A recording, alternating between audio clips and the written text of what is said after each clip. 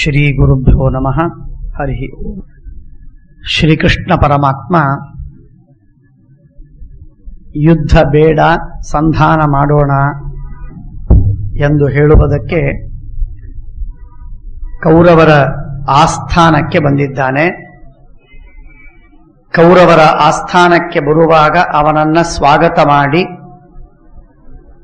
ತನ್ನ ಪಕ್ಷದಲ್ಲಿ ಅವನನ್ನ ಸೇರಿಸಿಕೊಳ್ಳಬೇಕೆಂಬ ದುರುದ್ದೇಶದಿಂದ ದುರ್ಯೋಧನ ನಾನಾ ವಿಧವಾದಂತಹ ಡೇರೆಗಳನ್ನು ಕಟ್ಟಿದ್ದಾನೆ. ಅನೇಕ ವಿಧವಾದ ಅನುಕೂಲತೆಗಳನ್ನು ಮಾಡಿದ್ದಾನೆ. ದಾರಿಯಲ್ಲಿ ಬರುವಾಗ ಆ ಎಲ್ಲ ಡೇರೆಗಳಲ್ಲಿ, ಟೆಂಟುಗಳಲ್ಲಿ ಇಳಿದುಕೊಂಡು ಕೃಷ್ಣ ಉಪಚಾರವನ್ನು ಸ್ವೀಕಾರ ಮಾಡಿದ ಅಂತಾದರೆ ಯಾರು ಉಪಚಾರ ಮಾಡಿದ್ದಾರೋ ಅವರ ಪಕ್ಷದಲ್ಲಿ ತುಂಬ ಪ್ರೀತಿ ಬರ್ತದೆ. ಸ್ವಾಭಾವಿಕವಾಗಿ ದುರ್ಯೋಧನನ ಪಕ್ಷದಲ್ಲಿ, ನನ್ನ ಪಕ್ಷದಲ್ಲಿ ಬರ್ತಾರೆ ಕೃಷ್ಣ ಎಂಬ ಆಸೆಯಿಂದ ಈ ಕಾರ್ಯವನ್ನು ಮಾಡ್ತಾ ಇದ್ದಾನೆ. ದುರ್ಯೋಧನನ ಜೊತೆಗೆ ಮಾತಾಡಿದಾಗ ದುರ್ಯೋಧನ ಹೇಳ್ತಾನೆ, ಕೃಷ್ಣನನ್ನು ನಾನು ಎಷ್ಟು ಬಾರಿ ಮನಸ್ಸು ಒಲಿಸುವ ಪ್ರಯತ್ನ ಮಾಡಿದರೂ ಅವನು ಕೇಳಿಲ್ಲ. ಈಗ ಅವನಿಗೆ ನಾನು ಹೇಳ್ತೇನೆ, ಅವನು ಕೇಳಿದನೋ ಸರಿ, ಕೇಳದೇ ಇದ್ರೆ ಅವನನ್ನು ನಾನು ಕಟ್ಟಿ ಹಾಕ್ತೇನೆ. ಸರ್ವವ್ಯಾಪಿಯಾದ ಸರ್ವಾಂತರ್ಯಾಮಿ ಭಗವಂತನನ್ನ ಕಟ್ಟಿ ಹಾಕುವ ದುರುದ್ದೇಶ್ಯ, ದುರಾಸೆ ಇವನಿಗಿದ್ದದ್ದನ್ನು ನೋಡಿ ಭೀಷ್ಮಾಚಾರ್ಯರು ತೆಗಳಿ ಅವನನ್ನ ಬೈದು ಹೊರಗೆ ಹೋಗಿಬಿಡ್ತಾರೆ ಸಭೆಯಿಂದ. ಪ್ರಾತರುತ್ಥಾಯ ಕೃಷ್ಣಸ್ತು. ಶ್ರೀಕೃಷ್ಣ ಪರಮಾತ್ಮ ಮಾರನೇ ದಿನ ಬೆಳಿಗ್ಗೆ ಆಹ್ನಿಕವನ್ನೆಲ್ಲ ಮುಗಿಸಿಕೊಂಡು ಬರ್ತಾನೆ. ಆಗ ಪ್ರದದೌ ಪುಂಡರೀಕಾಕ್ಷ ರತ್ನಾನಿ ಚ ಧನಾನಿ ಚ. ಬೆಳಿಗ್ಗೆ ಸ್ನಾನ ಆಹ್ನಿಕವನ್ನ ಮುಗಿಸಿ ಬಂದ ಎಲ್ಲ ಬ್ರಾಹ್ಮಣರಿಗೆ ದಾನ ದಕ್ಷಿಣೆಗಳನ್ನು ಕೊಟ್ಟು ಅವರೆಲ್ಲರ ಆಶೀರ್ವಾದವನ್ನು ಪಡೆದು ಶ್ರೀಕೃಷ್ಣ ಪರಮಾತ್ಮ ಧೃತರಾಷ್ಟ್ರನ ಭೇಟಿಗೆ ಬರಬೇಕು ಅಂತ ಹೊರಟ. ಧಾರ್ತರಾಷ್ಟ್ರಸ್ತಮಾಯಾಂತಂ ಪ್ರತ್ಯುಜ್ಜಗ್ಮು ಸ್ವಲಂಕೃತಾ. ಧೃತರಾಷ್ಟ್ರನ ಎಲ್ಲ ಮಕ್ಕಳು ಅವನ ಸ್ವಾಗತ ಮಾಡುವುದಕ್ಕೆ ಬರ್ತಾ ಇದ್ದಾರೆ. ಸ್ವಯಂ ಭೀಷ್ಮ, ದ್ರೋಣ, ಕೃಪ, ಅಶ್ವತ್ಥಾಮ ಇವರೆಲ್ಲರೂ ಬಂದಿದ್ದಾರೆ. ಆದರೆ ದುರ್ಯೋಧನ ಧೃತೆ ಸರ್ವೇ ಭೀಷ್ಮ ದ್ರೋಣ ಕೃಪಾದಯ. ದುರ್ಯೋಧನ ಮಾತ್ರ ಕೃಷ್ಣನ ಸ್ವಾಗತ ಮಾಡುವುದಕ್ಕಾಗಿ ಬರಲಿಲ್ಲ. ಕೂತಲ್ಲಿ ಕೂತಿದ್ದ, ಎದ್ದೇಳಲೇ ಇಲ್ಲ, ಕೃಷ್ಣನ ಸ್ವಾಗತಕ್ಕೆ ಬರಲಿಲ್ಲ. ಕೃಷ್ಣ ಪಾಂಡವರ ಎಂಬಾಸಿಡರ್ ಆಗಿ ಬರ್ತಾ ಇದ್ದಾನೆ ಅಂತನ್ನುವ ಕಾರಣಕ್ಕಾಗಿಯಾದರೂ ದುರ್ಯೋಧನ ಎದ್ದೋಗಿ ಅವನನ್ನು ಕರಿಬೇಕಾಗಿತ್ತು. ಕೃಷ್ಣ ದೇವರು ಅಂತನ್ನೋ ಮಾತು ಬಿಡಲಿ, ರಾಯಭಾರಿ, ರಾಜದೂತ ಎನ್ನುವ ಕಾರಣಕ್ಕೆ ಸ್ವಯಂ ರಾಜಾಧಿರಾಜ ಅನ್ನುವ ಉದ್ದೇಶದಿಂದ ಅವನನ್ನ ಸ್ವಾಗತ ಮಾಡುವುದಕ್ಕೆ ಬರಬೇಕಾಗಿತ್ತು. ಬರಲಿಲ್ಲ. ದುರ್ಯೋಧನ ಬರಲೇ ಇಲ್ಲ ಆಚೆ. ದುರ್ಯೋಧನ ಧೃತೆ ಸರ್ವೇ ಭೀಷ್ಮ ದ್ರೋಣ ಕೃಪಾದಯ. ಭೀಷ್ಮ, ದ್ರೋಣ, ಕೃಪ, ಅಶ್ವತ್ಥಾಮ ಇವರೆಲ್ಲರೂ ಬಂದಿದ್ದಾರೆ ಕೃಷ್ಣನ ಸ್ವಾಗತಕ್ಕೆ. ಅನೇಕ ಪೌರರು ನಾನಾ ವಿಧವಾದ ಯಾನಗಳಲ್ಲಿ, ಕೆಲವರು ಕಾಲ್ನಡಿಗೆಯಿಂದ, ಕೆಲವರು ವಾಹನದಲ್ಲಿ, ಸಾಕಷ್ಟು ಜನ ಬಂದಿದ್ದಾರೆ. ಎಷ್ಟು ಜನ ಬಂದಿದ್ದಾರೆ ಅಂದ್ರೆ ನಚ ಕಶ್ಚಿತ್ ಗೃಹೇ ರಾಜನ್ ತದಾಸೀತ್ ಭರತರ್ಷಭ. ಹಸ್ತಿನಪುರದಲ್ಲಿ ಒಂದು ಮನೆಯಲ್ಲಿ ಒಬ್ಬ ಹೆಣ್ಮಗಳು, ಒಂದು ಮುದುಕಿ, ಒಂದು ಹುಡುಗ, ಒಬ್ಬ ಮುದುಕ, ಒಬ್ಬ ತರುಣ, ಒಬ್ಬ ಉಳಿಲಿಲ್ಲ. ಹಸ್ತಿನಪುರದ ಊರಿನಲ್ಲಿ ಒಬ್ಬ ವ್ಯಕ್ತಿ ಇರಲಿಲ್ಲ. ಎಲ್ಲರೂ ಕೃಷ್ಣನ ದರ್ಶನಕ್ಕೆ ಬಂದಿದ್ರಂತೆ. ಮಹಾಭಾರತ ಒತ್ತಿ ಹೇಳ್ತದೆ, ನಚ ಕಶ್ಚಿತ್ ಗೃಹೇ ರಾಜನ್ ತದಾಸೀತ್ ಭರತರ್ಷಭ. ಒಬ್ಬನೂ ಮನೆಯಲ್ಲಿ ಉಳಿದಿರಲಿಲ್ಲ. ನ ಸ್ತ್ರೀ ನ ವೃದ್ಧೋ ನ ಶಿಶು ವಾಸುದೇವ ದಿದೃಕ್ಷಯ. ವಾಸುದೇವನನ್ನ ಕಣ್ಣಾರೆ ನೋಡಿಬೇಕು, ನೋಡಿ ಆನಂದ ಪಡಬೇಕು.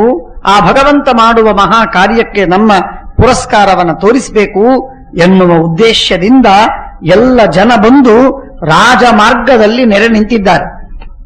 ಸಾಲು ಸಾಲಾಗಿ ನಿಂತಿದ್ದಾರೆ. ಭಗವಂತನನ್ನ ನೋಡ್ತಾ ಇದ್ದಾರೆ. ಅಟ್ಟಾಲಿಕೆಗಳ ಮೇಲೆ ಮನೆಗಳ ಮೇಲೆ ನಿಂತಿದ್ದಾರೆ. ಸ್ತ್ರೀಯರು, ಪುರುಷರು ಇತ್ಯಾದಿ.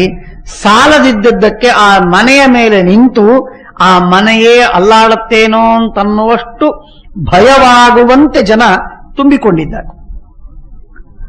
ಅತಿ ವೇಗದಿಂದ ಬಂದಿರುವಂತಹ ಕುದುರೆಗಳು ಹಸ್ತಿನಪುರಕ್ಕೆ ಬಂದಾಗ ಜನರ ಸಂದಣಿಯಿಂದಾಗಿ ಹೋಗುವುದಕ್ಕೆ ನಿಧಾನವಾಗಿದೆ. ಬಹಳ ನಿಧಾನವಾಗಿ ಗತಿಶೀಲವಾಗಿವೆ ಆ ಕುದುರೆಗಳು. 3 ಕಕ್ಷೆಗಳು, ಹೊರಗೊಂದು, ಅದರ ಒಳಗೊಂದು, ಅದರ ಒಳಗೆ, ಹೀಗೆ ಕಕ್ಷೆಗಳು. ಆ ಕಕ್ಷೆಗಳನ್ನು ದಾಟಿ ಒಳಗೆ ಕೃಷ್ಣ ಬಂದ. ದ್ರೋಣ ಭೀಷ್ಮಾಭ್ಯಾಂ ಉದತಿಷ್ಠನ್ ಮಹಾಯಶಾಹ. ಅಲ್ಲಿ ಎದ್ದು ನಿಂತು ಅವನನ್ನು ಸ್ವಾಗತ ಮಾಡ್ತಾನೆ ಧೃತರಾಷ್ಟ್ರ, ಕೃಪಾಚಾರ್ಯ, ಸೋಮದತ್ತ, ಬಾಲ್ಹಿಕ, ದ್ರೋಣ, ಭೀಷ್ಮ. ಆಸನದಿಂದ ಎದ್ದು ನಿಂತು ಅವನನ್ನು ಸ್ವಾಗತ ಮಾಡಿದಾಗ ತತ್ರಾಸೀತ್ ಊರ್ಜಿತಂ ವೃಷ್ಟಂ ಕಾಂಚನಂ ಮಹದಾಸನಂ. ಬಂಗಾರದ ಅತ್ಯದ್ಭುತವಾದ ಸುಂದರ ಆಸನ, ಅವನಿಗಾಗಿ ಕೆತ್ತಿಸಿದ ಆಸನ ಅಲ್ಲಿ ಹಾಕಿದ್ದು. ಧೃತರಾಷ್ಟ್ರನ ಹತ್ತಿರದಲ್ಲಿ ವಿಶಿಷ್ಟವಾದ ಸ್ಥಾನದಲ್ಲಿ ಕೃಷ್ಣನ ವಿರಾಜಮಾನನಾಗಬೇಕು ಅಂತನ್ನುವುದಕ್ಕಾಗಿ ಅತಿ ದಿವ್ಯವಾದ ಆಸನವನ್ನು ನಿರ್ಮಾಣ ಮಾಡಿದ್ದಾರೆ. ಆ ಆಸನದನ್ನ ಕೃಷ್ಣ ಕೂಡುವುದಕ್ಕೆ ಅವನಿಗೆ ತೋರಿಸ್ತಾರೆ. ಶಾಸನಾತ್ ಧೃತರಾಷ್ಟ್ರಸ್ಯ ತತ್ರೋಪಾವಿಶದಚ್ಯುತಃ. ಧೃತರಾಷ್ಟ್ರ ಹೇಳಿದ್ದಕ್ಕೆ ತಕ್ಕಂತೆ, ಅವನ ಆಜ್ಞೆಗೆ ತಕ್ಕಂತೆ ಕೃಷ್ಣ ಆ ಆಸನದ ಮೇಲೆ ವಿರಾಜಮಾನನಾಗಿದ್ದಾನೆ, ಕೂತ್ಕೊಂಡಿದ್ದಾನೆ. ಕೃತಾತಿಥ್ಯಸ್ತು, ಅವನಿಗೆ ಗೋ ದಾನ ಮಾಡಿದರು, ಮಧುಪರ್ಕ ಕೊಟ್ಟರು, ಉದಕ ಪಾದ ಪ್ರಕ್ಷಾಲನೆ, ಕೈ ತೊಳೆಯುವುದಕ್ಕೆ ನೀರು, ಈ ಎಲ್ಲ ಅತಿಥಿ ಸತ್ಕಾರವನ್ನ ಮಾಡಿ ಮುಗಿಸಿ ಆದ ಮೇಲೆ ಅವನಿಗೆ ಸರ್ವಾನ್ ಪರಿಹಸನ್ ಕುರುನ್, ಎಲ್ಲ ಕೌರವರನ್ನ ಒಂದು ಬಾರಿ ನೋಡಿದ.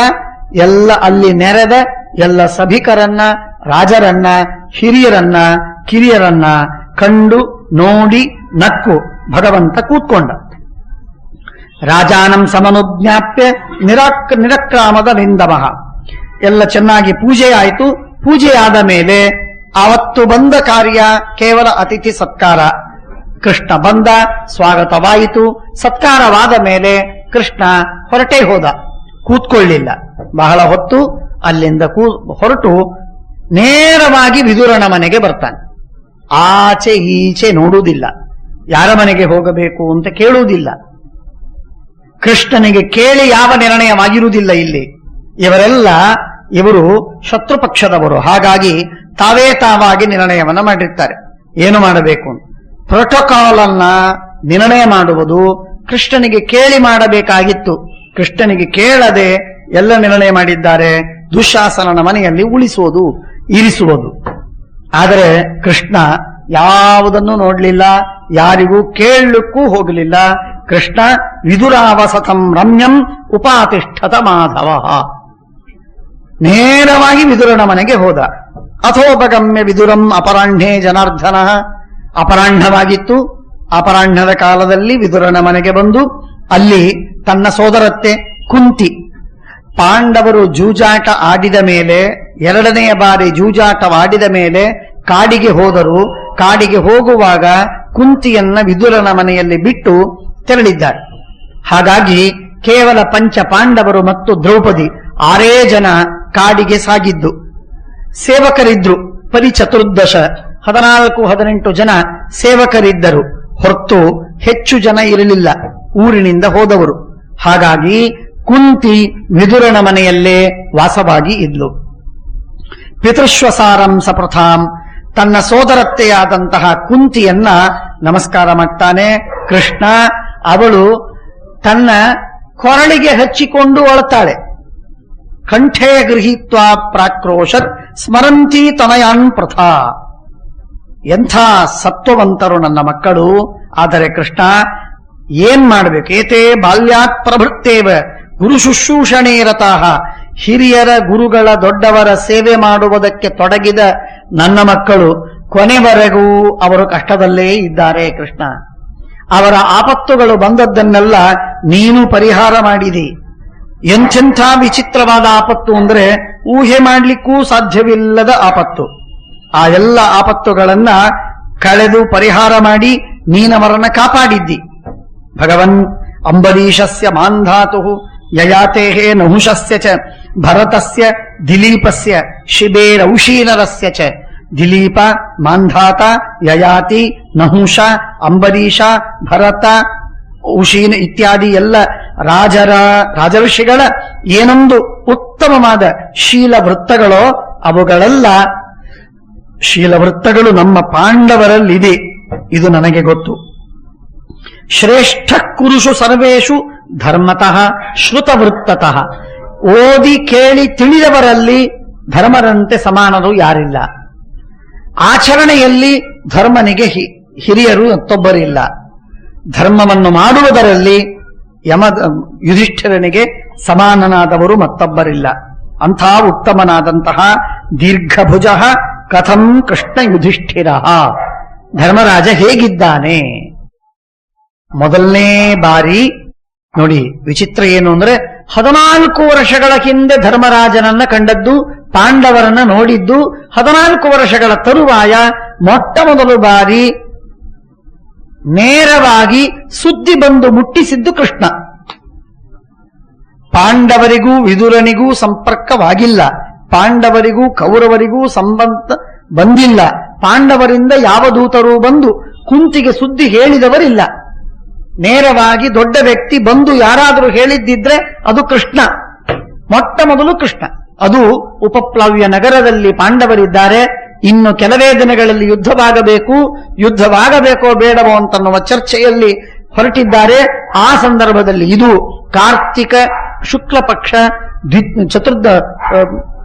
ದ್ವಾದಶಿ, ತ್ರಯೋದಶಿ, ಚತುರ್ದಶಿ ದಿನಗಳಲ್ಲಿ ನಡೆದದ್ದು. ಮುಂದೆ ಕೆಲವೇ ದಿನಗಳಲ್ಲಿ ಸುಮಾರು 20 ರಿಂದ 25 ದಿನಗಳಲ್ಲಿ ಯುದ್ಧ ಪ್ರಾರಂಭವಾಗತ್ತೆ.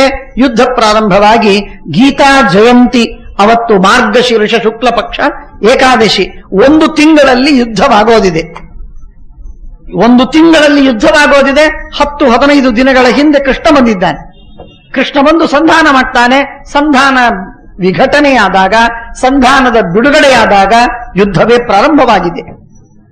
ಇಷ್ಟು ಅತ್ಯಲ್ಪ ಕಾಲದಲ್ಲಿ ಯುದ್ಧದ ಹಿಂದೆಯೇ ಬಂದಿದ್ದು. ಅಲ್ಲಿಯವರೆಗೆ 14 ವರ್ಷಗಳವರೆಗೆ ನಿರಂತರವಾಗಿ ಪಾಂಡವರಿಂದ ಯಾವ ಸುದ್ದಿಯನ್ನು ಕೇಳದೆ ಮಕ್ಕಳಿಗಾಗಿ ಹಲುಬಿ ಒದ್ದಾಡಿ ಕಣ್ಣೀರು ಸೋರಿಸಿದ್ದು ಮಾತ್ರ ಕುಂತಿ ವಿದುರನ ಮನೆಯಲ್ಲಿ ಮತ್ತೊಂದು ಇಲ್ಲವೇ ಇಲ್ಲ.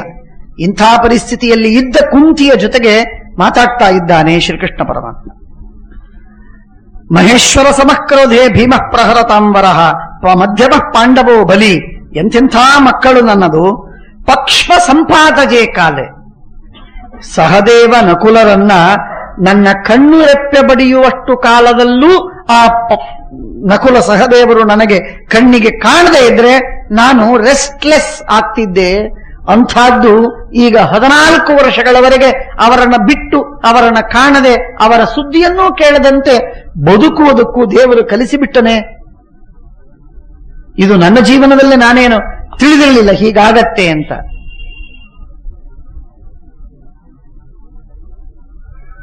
ಭಗವಂತ ಒಂದು ವ್ಯವಸ್ಥೆ ಮಾಡ್ತಾನೆ. ಭಗವಂತ ಒಂದು ಅತ್ಯದ್ಭುತವಾದ ವ್ಯವಸ್ಥೆಯನ್ನು ಮಾಡ್ತಾನೆ. ಇದಕ್ಕೆ ಅಪವಾದಗಳಿವೆ. ಏನ್ ಮಾಡ್ತಾನೆ? ಅತ್ಯಂತ ಸ್ನೇಹದಲ್ಲಿ ಇಬ್ಬರನ್ನು ಕೂಡಿಸ್ತಾನೆ, ಬೆರೆಸ್ತಾನೆ.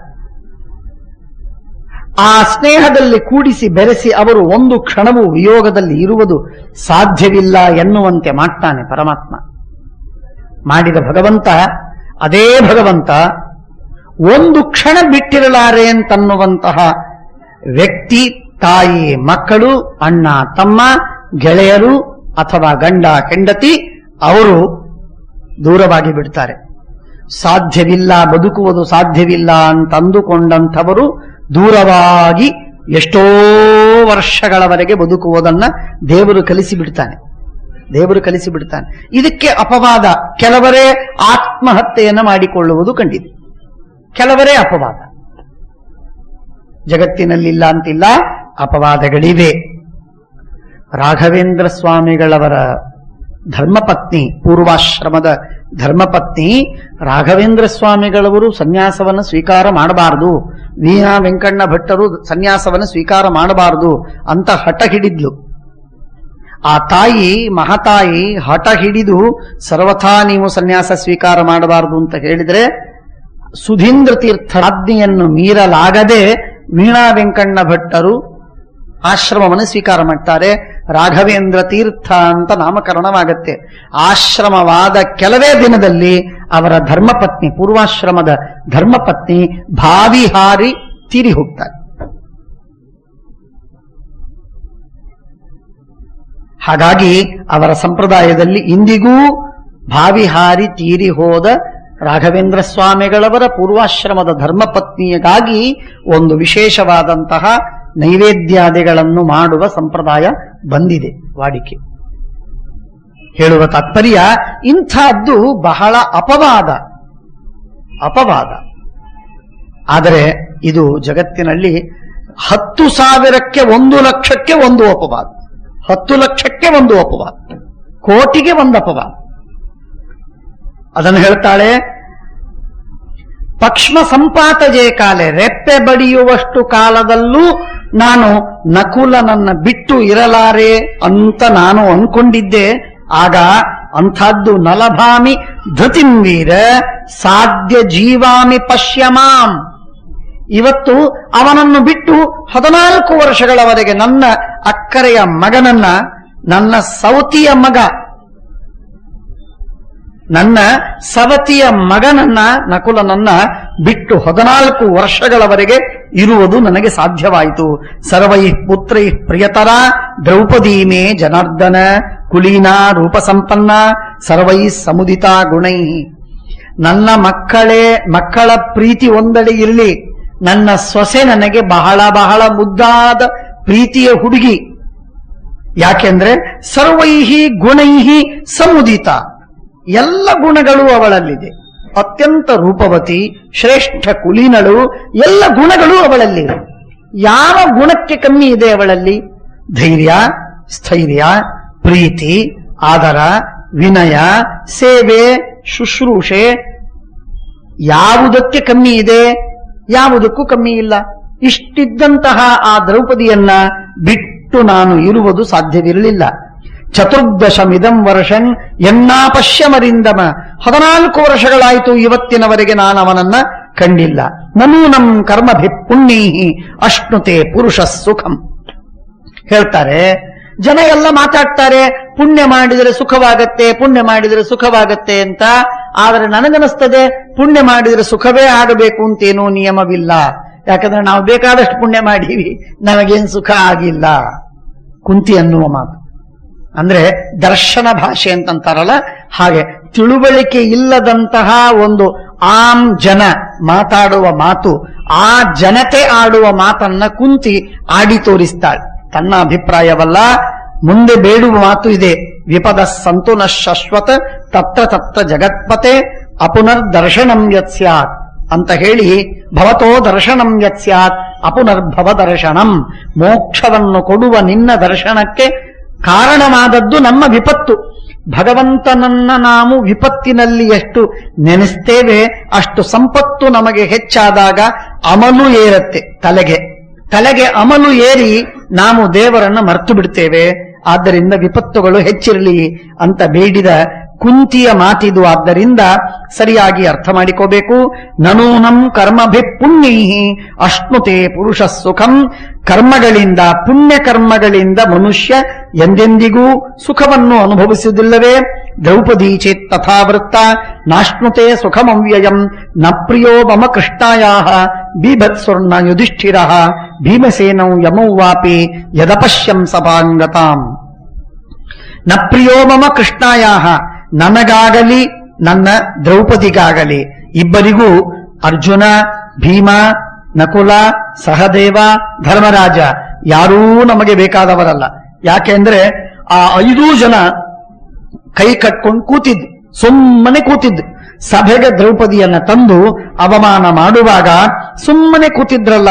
ನಮೇ ದುಃಖತರಂ ಕಿಂಚಿತ್ ಭೂತಪೂರ್ವಂ ತಥೋಧಿಕಂ. ನನ್ನ ಗಂಡ ತೀರಿ ಹೋದ, ನನ್ನ ಗಂಡದ್ದು ತೀರಿ ಹೋದಾಗ ದುಃಖವಾಯಿತು. ಆದರೆ ಅದು ಎಲ್ಲರಿಗೂ ಆಗುವಂತಹ ದುಃಖ. ಹಾಗಾಗಿ ಸ್ವಾಭಾವಿಕವಾದ ಆ ದುಃಖವನ್ನ ನಾನು ಸ್ವೀಕಾರ ಮಾಡಿಬಿಟ್ಟೆ, ಅದನ್ನು ಒಪ್ಪಿದೆ, ಅದನ್ನು ನಾನು ಜೀರ್ಣಿಸಿಕೊಂಡೆ. ಆದರೆ ದ್ರೌಪದಿಗೆ ಆಗುವ ದುಃಖವೇನಿತ್ತೋ, ನನ್ನ ಸೊಸೆಗೆ ಆದ ದುಃಖ, ಆ ದುಃಖವನ್ನು ನೋಡುವುದು ಬಹಳ ಕಷ್ಟವಿತ್ತು. ಯಾಕೆಂದ್ರೆ ಈ ತರಹದ ದುಃಖ ಜಗತ್ತಿನ ಯಾವ ಹೆಣ್ಣಿಗೂ ಆಗಿಲ್ಲ. ಈ ತರಹದ ಅಪಾಯ ಅವಮಾನವಾದದ್ದಿದೆ. ಏಕಾಂತದಲ್ಲಿ ಆಗಿರಬಹುದು, ಲೋಕಾಂತದಲ್ಲಿ ಹೊಡೆದು ಬಡಿದು ಆಗಿರಬಹುದು. ಈ ತರಹದ ಅವಮಾನ ಜಗತ್ತಿನಲ್ಲಿ ಯಾರಿಗಾಗಿಲ್ಲ. ತಸ್ಯಾಂ ಸಂಸಸಿ ಸರ್ವೇಷಾಂ ಕ್ಷತ್ತಾರಂ ಪೂಜೆಯಾಮ್ಯಹಂ. ಕೃಷ್ಣ, ಇವತ್ತು ನಾನು ಪೂಜೆ ಮಾಡುವುದು, ನಾನು ಗೌರವಿಸುವುದು ಒಬ್ಬ ವಿದುರನನ್ನ, ಭೀಷ್ಮರನ್ನಲ್ಲ. ಭೀಷ್ಮರು ಕಣ್ಣಾರೆ ನೋಡಿ ಆ ದುರ್ಯೋಧನಾದಿಗಳು ಮಾಡುವ ಅನ್ಯಾಯಕ್ಕೆ ಪ್ರತಿಭಟನೆ ಮಾಡಲಿಲ್ಲ. ತಡೆದು ನಿಲ್ಲಿಸುವುದು ಬಿಡ್ಲಿ. ತಡೆದು ನಿಲ್ಲಿಸುವುದಕ್ಕೆ ಶಕ್ತಿ ಬೇಕು, ಸಾಮರ್ಥ್ಯ ಬೇಕು, ಯೋಗ್ಯತೆ ಬೇಕು, ಅಧಿಕಾರ ಬೇಕು. ತಡೆದು ನಿಲ್ಲಿಸ್ಲಿಕ್ಕಾಗತ್ತೆ, ಆಗೋದಿಲ್ಲ, ಮಾತು ಬೇರೆ. ಕಣ್ಣಾರೆ ನಾವು ನೋಡ್ತಾ ಇರುವಾಗ ಭೀಷ್ಮರು ಕೂತಿದ್ದಾರೆ, ಮೌನವಾಗಿ ಕೂತಿದ್ರು. ದ್ರೋಣಾಚಾರ್ಯರು ಮಾತಾಡ್ಲಿಲ್ಲ, ಕೃಪಾಚಾರ್ಯರು ಉತ್ತರ ಕೊಡ್ಲಿಲ್ಲ, ಅಶ್ವತ್ಥಾಮಾಚಾರ್ಯ ಆಚೆ ನೋಡ್ಲೇ ಇಲ್ಲ. ಎಲ್ಲರೂ ಬೇಜವಾಬ್ದಾರಿಗಳಂತೆ. ಇವರೆಲ್ಲ ಓದಿದ್ದು ಯಾಕೆ? ಇವರೆಲ್ಲ ಧರ್ಮ ತಿಳಿದಿದ್ದು ಯಾಕೆ? ಅವರಿಗೆಲ್ಲ ಒಂದು ಮಾತು ಹೇಳುವುದಕ್ಕೂ ಆಗಲಿಲ್ಲ ಅಂದ್ರೆ ಏನ್ ಪ್ರಯೋಜನ? ಯಾಕೆ ಇವರೆಲ್ಲರೂ ಇಷ್ಟು ಜ್ಞಾನವಂತರಾಗಿ ಇವರು ಮೆರೆಯಬೇಕು? ದ್ರೌಪದಿ ಒಂದು ಹೆಣ್ಣು, ಕುಲೀನಳಾದ ಉತ್ತಮವಾದ ಪಂಚಾಲ ದೇಶದಿಂದ ಬಂದು ಪಾಂಡವ ವಂಶದಲ್ಲಿ, ಕೌರವ ವಂಶದಲ್ಲಿ ಸೊಸೆಯಾಗಿ ಮೆರೆಯುವ ಅವಳಿಗೆ ಈ ವಿಧವಾದ ದುರವಸ್ಥೆ ಬಂದು ಅಂಗಲಾಚಿ ಬೇಡ್ತಾ ಇರುವಾಗ, ಸೆರೆಗೊಡ್ಡಿ ಬೇಡ್ತಾ ಇರುವಾಗ ಅವಳ ಜೋಳಿಗೆಗೆ ಒಂದು ನ್ಯಾಯವನ್ನ ಹಾಕ್ಲಿಕ್ಕೆ ಇವರಿಗೆ ಆಗಲಿಲ್ಲ ಅಂತಂದ್ರೆ ಏನ್ ಪ್ರಯೋಜನ? ಅದಕ್ಕಾಗಿ ಅದನ್ನು ಕಂಡು ನಾನು ವೃತ್ತೇನ ಹಿ ಭವತ್ಯಾರ್ಯೋ ನಧನೇನ ನ ವಿದ್ಯೆಯ, ಹಣದಿಂದ ಅಥವಾ ವಿದ್ಯೆಯಿಂದ ವ್ಯಕ್ತಿ ದೊಡ್ಡವನಾಗುವುದಿಲ್ಲ. ಅವನ ವೃತ್ತದಿಂದ, ಅವನ ಶೀಲದಿಂದ, ಅವನ ನಡತೆಯಿಂದ ಅವನು ಉತ್ತಮನಾಗ್ತಾನೆ.